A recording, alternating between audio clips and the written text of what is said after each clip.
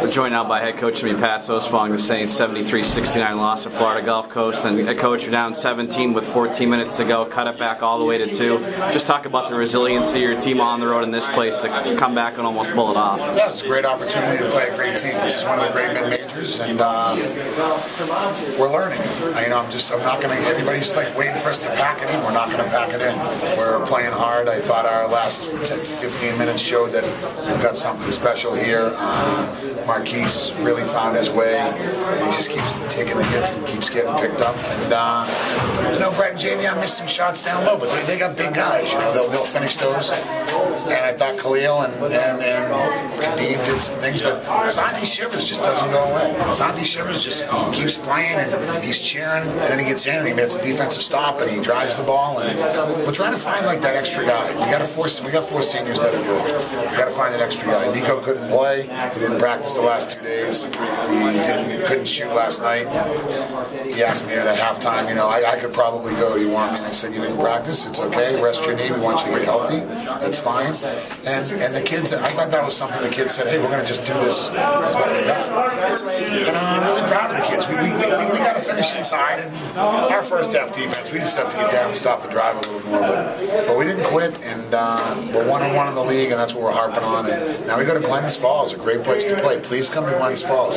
John Dargenio's done a tremendous job getting that arena because we couldn't go to the Times Union, and it's a special basketball place with a big history, and we need our fans up there. It's a noon game on Saturday. Bucknell's really good, and we need you to come up. Do you know the history of the Siena game when they played Bradley in the NIT? Yeah, because the game got moved from Times Union, and they won. The building holds 5, and they got 7 in there that night. They got 7. It was insane. I think Mike Dean was coaching, right? He was. And then the other Jim Molinari was the other coach. It was Molinari, yeah. And then the other history is that Vermont, when my friend Mike Lonergan was the coach, played Jimmer there, and you couldn't get in the place because Jimmer came. So, I'll take 5. I just want to see a good crowd, and it's we're going up, and everybody's going up, and we're kind of committed to doing some different things here at Siena, and that's what we do. We come to Florida. You should have seen the crowd. There was 400 or 500 people with Siena shirts out there today, and that's impressive, and I appreciate it. I want to get the win more than anybody, but we're also not going to harp on the negative. We're doing a lot of good things, and to have that crowd down here, and we want to come back here. I'm just talking to you now. But Florida Gulf Coast comes to us next year, and that's a really important game for you to get them up here. And you have to come here to get them to come up here, and we're willing to sacrifice it. Now we go to Times Union Center and play them, and we'll see what happens next year there. But right now we got to focus on Bucknell, getting better, and Glen Falls is a great opportunity to play in the arena. It's green and gold, so there's no excuses, and they'll try and get a win. Jimmy, they made their last 14 at the half. You guys were down 17 or whatever it was. The easiest thing you could have done, especially this building being packed, easiest thing you could have done was just pass it in. And your kids didn't.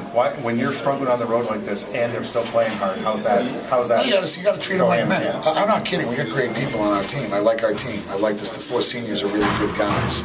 So I'm not quitting on you. If you're looking for me to yell at you or quit on you, we're not. Now we got to stop the drive. We can't give them second shots.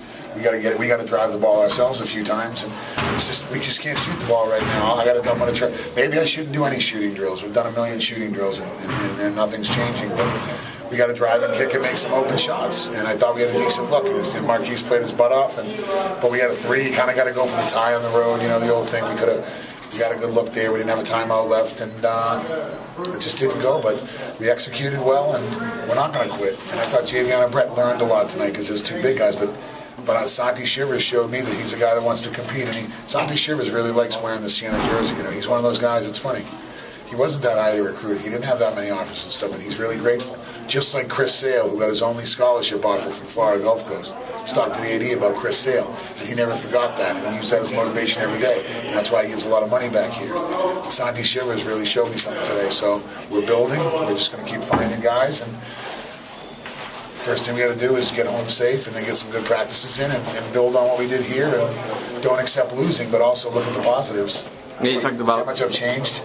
You talked about finding those 1 or 2 guys, Santi, Khalil, Richard, 2 freshmen out there coming in this environment, really kind of keyed your run down the stretch. Yeah, I did. I thought they did. Khalil's just a baller, He's just got to learn these. We thought he was a 1. He's probably more of a 2. He's just a ball player. Him and Santi just the ball players. And Kadeem did some good things. It was just his first time really playing a lot of minutes. And then Willem got a couple dunks. And I thought Evan was pretty productive. We're finding our way. And guys are slipping. Everybody wants to shoot the 3 early and do all the flashy stuff. We're getting there. We got to do a little more gritty stuff, but we got to get down and defend.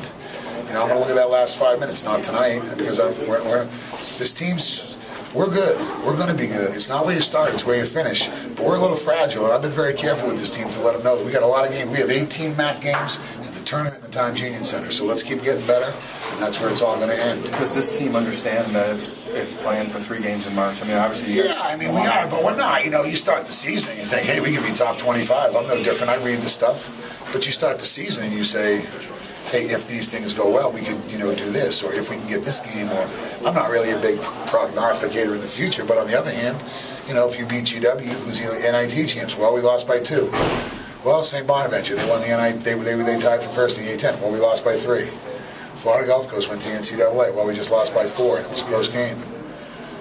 You got to get some of those if you want to do special things at the end of the year. But now it's a fight for the MAC. But it's always been a fight for the MAC. I've been in this league 13 years, and we went down to Ryder and couldn't make a shot, and still only lost by 2, and had a shot to win it.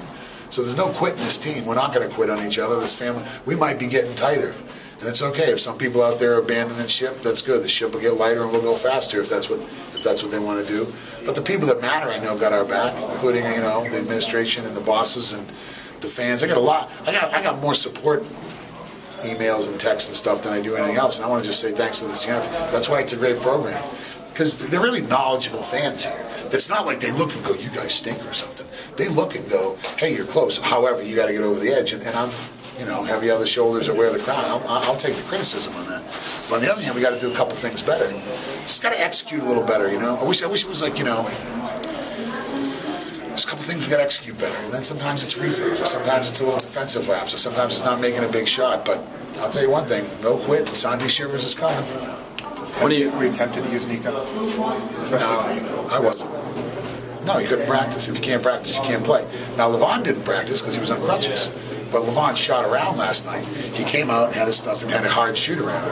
And then he's a senior and he said, I want to play. And I only have 28 games left. Nico just went with hammer and he couldn't go, so he couldn't go. So if you can't go, you can't go. I know the adrenaline gets going, but my job is to keep Nico Clare healthy for the year.